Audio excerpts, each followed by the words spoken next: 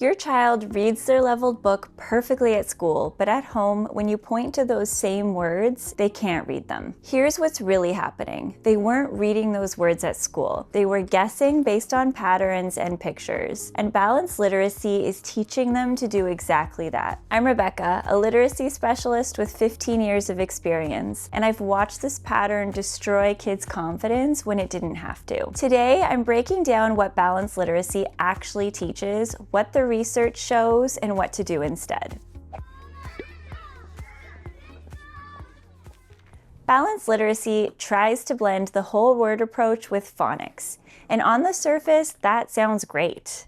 It's a little bit of everything. You've probably seen it in action: leveled reading groups, mini lessons on comprehension, and guided reading where books are matched to students. And you've definitely heard the prompts. What makes sense here? Check the first letter. Look at the picture.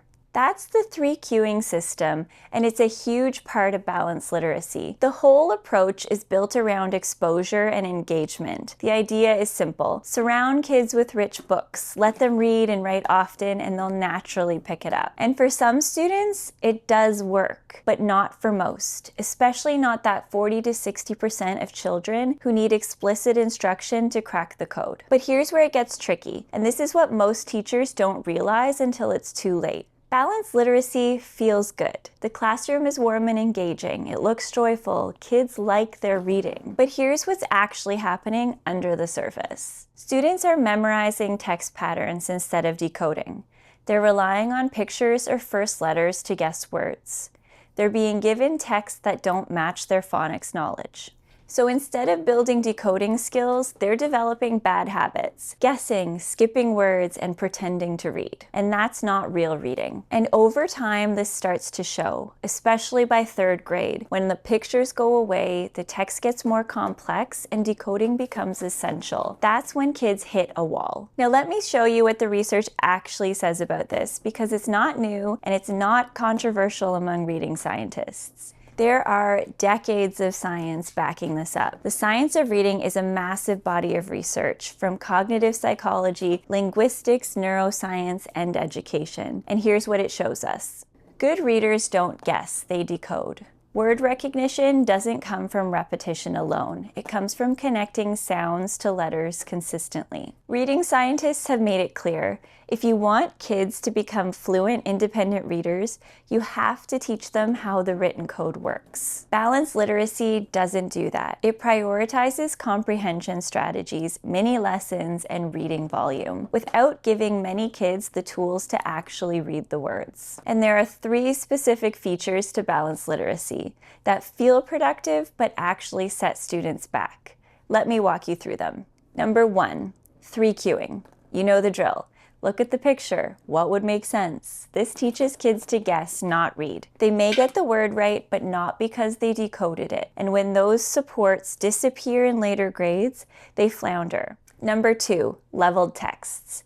These are often filled with high-frequency, irregular words and patterns that haven't been explicitly taught. So kids are expected to read words like thought, once, or there, when they're still working on short vowels. That's like handing a toddler a complex sentence and hoping they figure it out through context. It's frustrating and it's not fair. Number 3, guided reading. In small groups, kids read different books at their level, but there's rarely a consistent scope and sequence for phonics. There's no cumulative review, no controlled text that ensures they apply the skills they've learned, so the group time feels meaningful, but the skill transfer just isn't happening. And if you want to see exactly what happens when the 3 cueing breaks down in real time, check out the video in the card above. It shows you the moment kids realize guessing doesn't work anymore. So what actually works instead? Here's the approach that's backed by all that research. Structured literacy.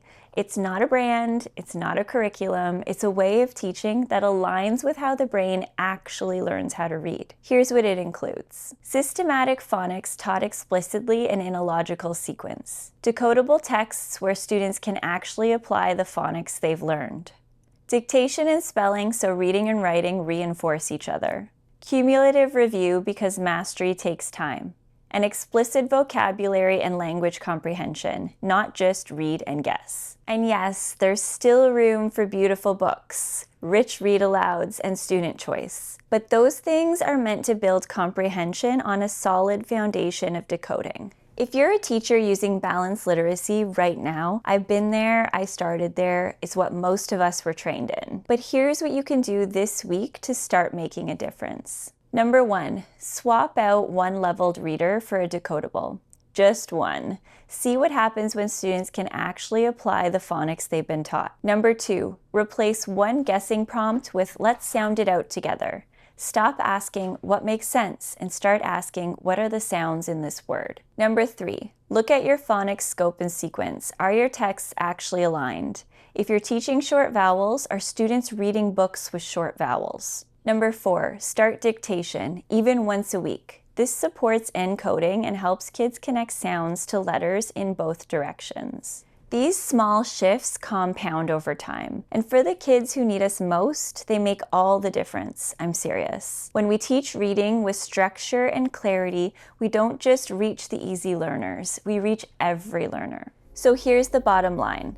Balanced literacy feels good in the moment, but it's leaving too many kids behind.